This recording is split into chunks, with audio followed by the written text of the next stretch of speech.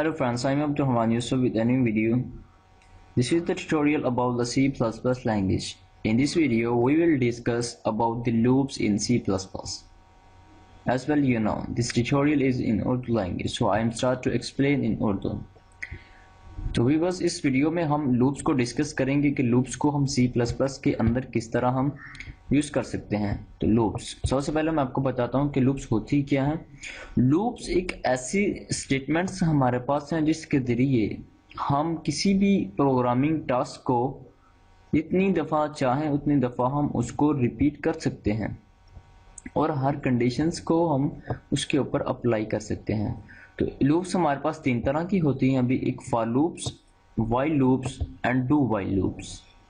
For loop, while loop and do while loop. तो सबसे पहले हम चलते हैं फॉर लूप की तरफ। तो भी बस असल में लूप का फ़ायदा क्या होता है? लूप का फ़ायदा ये होता है कि जब फर्ज करें यहाँ पे ये मेरे पास एक बेसिक सा स्ट्रक्चर मौजूद है, मैंने यहाँ पे एक इंटीजर a को डिक्लेयर किया। मैं कहता हूँ सी आउट एंटर अ वैल्यू, मैंने यूजर को कहा एंटर अ वैल्यू, यूजर ने वैल्यू एंटर की, उस वैल्यू को हमने ए वेरिएबल के अंदर सेव करवा लिया और बाद में हमने उस वेरिएबल को प्रिंट करवा लिया। इस प्रोग्राम को चला के देखते हैं। जी भी बस ये मांग रहा है कि एंटर अ वैल्यू, मैंने वैल्यू 5 प्रेस की तो नीचे मेरे पास 5 प्रिंट आउट में आ रही है। बट जब हम ये चाहें कि हम यूजर से 100 वैल्यूज लें तो वो हम कैसे ले सकते हैं? ऐसा तो नहीं हो सकता। या फिर हम चाहते हैं कि कोई वैल्यू हम प्रिंट करवाना चाहते हैं, कोई भी स्टेटमेंट जिसको हम एक से ज़्यादा दफ़ा हम प्रिंट करवाना चाहते हैं और स्टेटमेंट्स को रिपीट करना चाहते हैं। तो भी बस इसका हल ये है कि हम लूप्स को इस्तेमाल करें।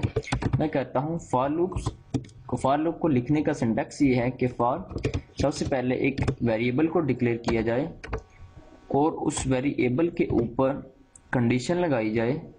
कहता हूँ इंटीजर a, मैं इंटीजर i को डिक्लेयर करता हूँ i इक्वल टू 0, यानी i 0 से स्टार्ट हो और i लेस देन हो। मैं कहता हूँ कि मैं 10 स्टेटमेंट्स, यानी 0 से स्टार्ट होके 10 तक जाएगा, 9 तक जाएगा और 10 स्टेटमेंट्स हमारे पास। और हर दफ़ा जब ये स्टेटमेंट एक दफ़ा लूप चलेगा तो ये हमारे पास i की वैल्यू 0 से 1, 1 से 2, 2 से 3 इस तरह इंक्रीमेंट होती जाएगी। और मैं प्रिंट क्या करवाना चाहता हूँ, मैं स्टेटमेंट प्रिंट करवाता हूँ hello world I am now in for loop. ठीक है जी, ये मैंने स्टेटमेंट लिखी है। तो मैं ये चाहता हूँ कि ये स्टेटमेंट 10 दफ़ा स्क्रीन पे शो हो, प्रिंट हो। अगर हम लूप्स के बगैर इसको करते तो हमें क्या करना पड़ता, हमें इस तरह इसको 10 दफ़ा ये स्टेटमेंट लिखनी पड़ती इस तरह।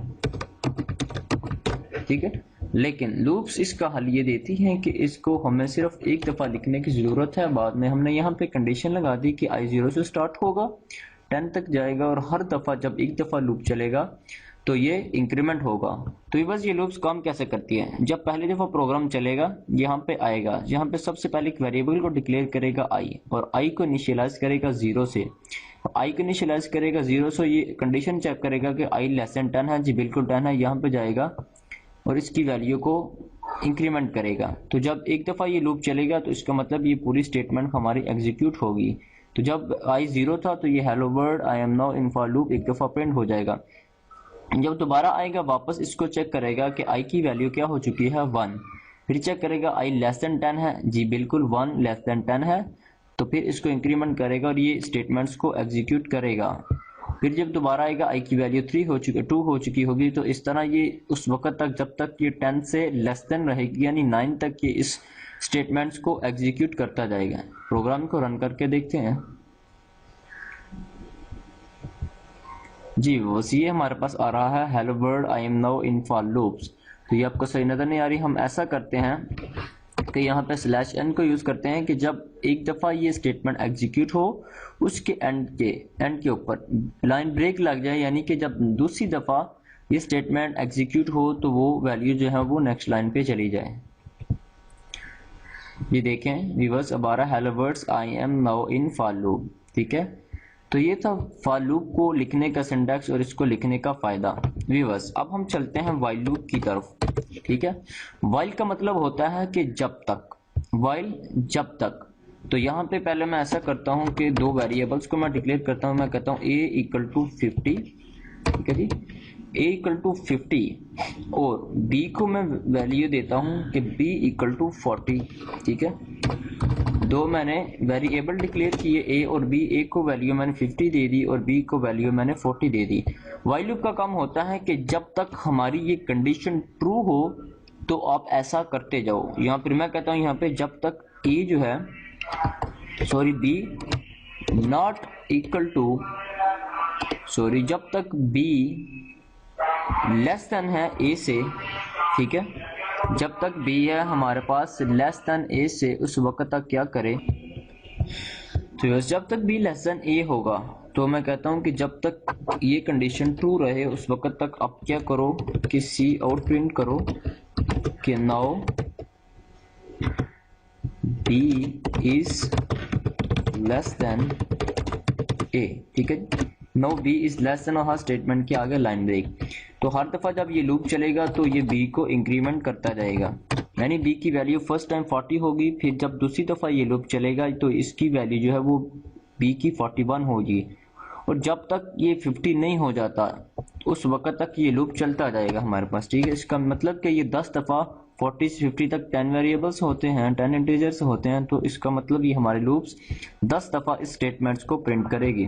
तो ये व्हाइल लूप, व्हाइल का मतलब कि जब तक b लेस देन a है, जब तक ये कंडीशन ट्रू है उस वक्त तक आप काम करो, और हर दफा जब एक दफा चले तो उस दफा ये b की वैल्यू को ज्यादा करे, इंक्रीमेंट कर दे। इस प्रोग्राम को रन करके देखते हैं। ये बस बिल्कुल ये कह रहा है now b is less than a 1 2 3 4 5 6 7 8 9 10। तो उसने 10 दफा ही क्यों इस स्टेटमेंट को एग्जीक्यूट किया, क्योंकि जब 10 दफा यहाँ पर b की वैल्यू 50 हो चुकी थी उस वक्त तक जो b था वो a से लेस देन नहीं था, इसलिए उसने इस स्टेटमेंट को एग्जीक्यूट किया। तो ये बस अभी चलते हैं हम डू व्हाइल लूप की तरफ, ठीक है।